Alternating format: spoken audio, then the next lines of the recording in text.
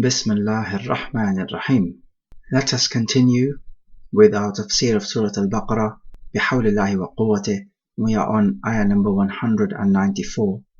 قال الله تعالى: الشهر الحرام بالشهر الحرام والحرمات قصاص فمن اعتدى عليكم فاعتدوا عليه بمثل ما اعتدى عليكم واتقوا الله واعلموا أن الله مع المتقين.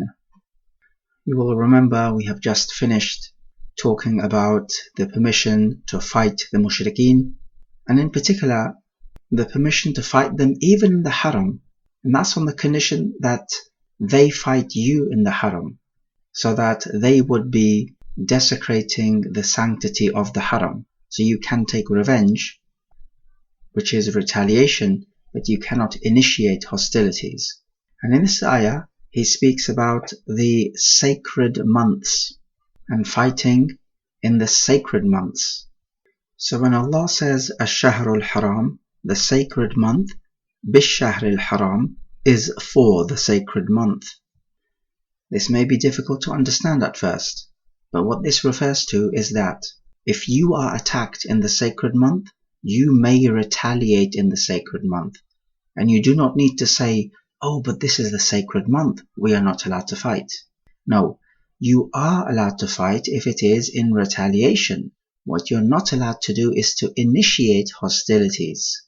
We also know that the Bay'atul Ridwan under the tree took place in the sacred month. This was when the Prophet took the pledge from his 1400 odd companions that they will avenge the blood of Uthman, because the Prophet was told that Uthman had been killed. This was the rumor going around. Also, if the fight carries on into the sacred month but began before the sacred month, then this is permissible, because the general rule is ad-dawam aqwa min al-ibtida. Continuing something on is more powerful or more effective than initiating it. So if the fight carries over or spills over into the sacred month, then you do not say, oh, the sacred month has started, we are going to stop fighting, because that would be a dangerous thing to do. You have to see the fight through, and you're not allowed to run away. What are the sacred months? Well, they are 4. 3 are consecutive, and 1 is not consecutive. So from the beginning of the year, we have Al-Muharram, the first month, and 2 more months before it. So these are 2 months at the end of the year, Dhul Qa'dah and Dhul Hijjah. So these are 3 consecutive, and the odd one out is Rajab. The rationale behind these 4 being sacred, well, the 3 which are consecutive are all pertaining to the Hajj, so people can come in to perform the Hajj and return back in peace. As for Rajab, it does not have much to do with the Hajj, but it does have much to do with the Umrah. People at that time would come to perform the Umrah, so it was for peace and security for them. In Surah At-Tawbah, ayah 36, Allah Jalla wa Ala instructs us about the 4 months which are sacred. فَلَا تَظْلِمُوا فِيهِنَّ أَنفُسَكُمْ. Do not oppress your own selves in these months. These sacred months were held sacred even during the times of Jahiliyyah as well. There is an opinion among some scholars who say that the 4 sacred months are abrogated and those months are no longer sacred. But that is a different discussion. And he says that the hurumat is qisas. Hurumat, plural of hurma, are all sacred things. So your life, your wealth, your honor, these are all sacred. You're not allowed to violate them. So if, for example, somebody injures your body, you may injure their body likewise. If somebody fights you in the sacred month, you may fight them in the sacred month and retaliate, like we have said before. We have spoken about the word qisas before. And then he says, فَمَنْ اعْتَدَى عَلَيْكُمْ. Whoever transgresses against you, then you may transgress against them likewise. Now we did mention this before. You are not transgressing against anyone. You are merely taking revenge. That is not transgression. But he uses the word transgression just to create linguistic symmetry. And symmetry is seen as something which is good and beautiful. The ba in the bimithli ma denotes muqabala, like for like. And we also find here that Allah says He is with the muttaqeen. We have spoken about taqwa, and we also find the ma'iyya of Allah Jalla wa Ala. He is with the muttaqeen, as in He is with them with love and help, nasr. The sabab of this ayah, it should be noted, is that, as is well known, in the 6th year there was the Treaty of Hudaybiyah, and the Muslimin were prevented from performing the Umrah. Then in the 7th year they were allowed to do so, because at that time the mushrikun were in charge of the haram. And during this Umrah of Qada, the Umrah to be made up for the 6th year, it was in the sacred month, and the Sahaba, venerating the sacred month, did not want to fight the mushrikeen, so they felt some hesitancy. And this ayah told them, no, it is okay. If they fight you, you are allowed to fight them, and you will not be violating the sacred month. Rather, they are violating the sacred month in fighting you and initiating hostilities. Okay, so reflecting on this ayah, we may find that Allah Jalla wa Ala gives solace to the Muslimin in telling them that they are doing nothing wrong in retaliating during the sacred months. We also find the ruling on qisas like we did beforehand, and that we have an equal for equal punishment. It's interesting how the kuffar speak about equality, yet when equality really matters, they have none, such as during the qisas punishments. If somebody chops off your hand, if he gets caught in a kafir country, maybe he'll get put into prison. This is not equality. Equality is that his hand should be chopped off in exactly the same way. We find the obligation of having taqwa. This was an obligation on all the nations. We find that Allah is with the muttaqeen, in that He has knowledge over everything that they are doing and is their supporter. And this is entirely possible even though Allah Jalla wa Ala is above His throne. So when He is with the people, He is not physically with them. The dimensions of time and space do not apply to Allah like they apply to us.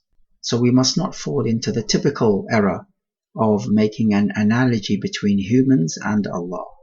And just notice how Allah Jalla wa Ala says, wa'lamu, know. He's emphasizing the fact that He is with the muttaqeen. Let us take ayah number 195.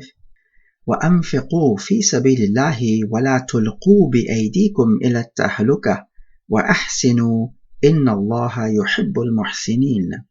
وَأَنْفِقُوا from nafaqa, expenditure, means to spend.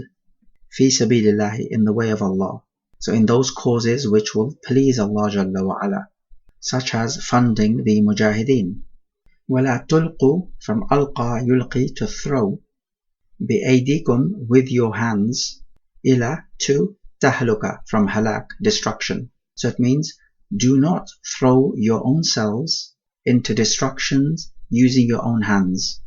It's like do not slap yourself with your own hand, but instead of slap, it's throwing yourself into destruction with your own hands.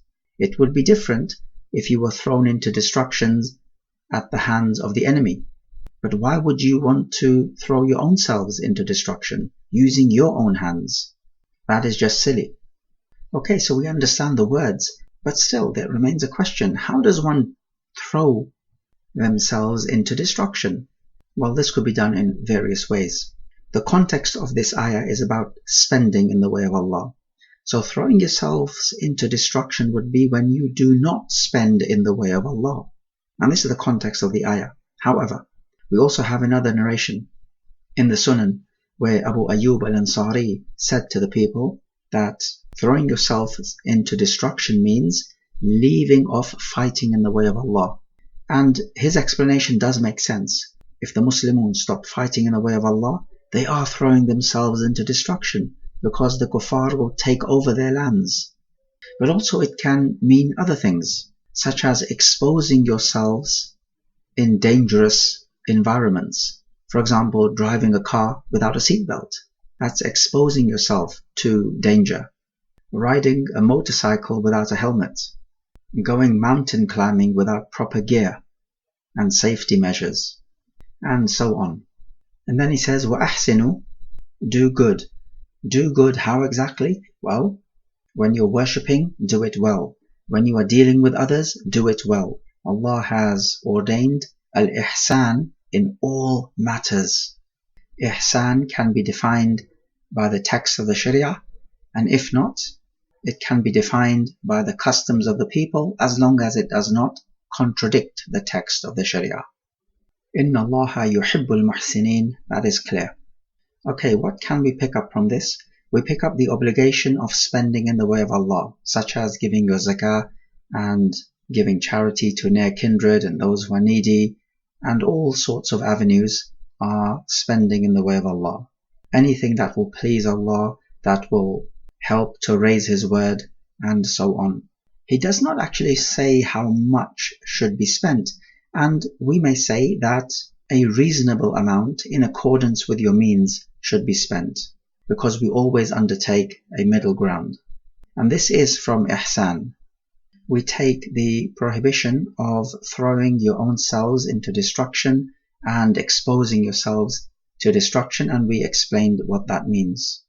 We pick up the order to be a muhsin, to practice ihsan in all matters. So when you pray, pray well, do it well. Your actions, your statements, your khushu' and everything needs to be in order. You're not cutting any corners when it comes to acts of ibadah.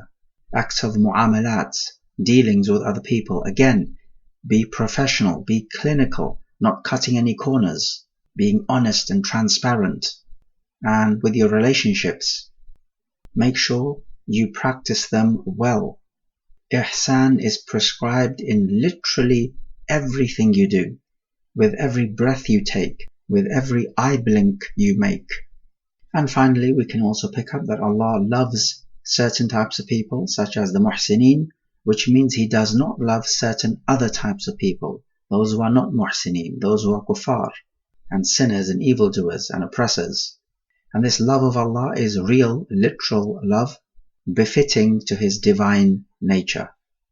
Wallahu a'lam.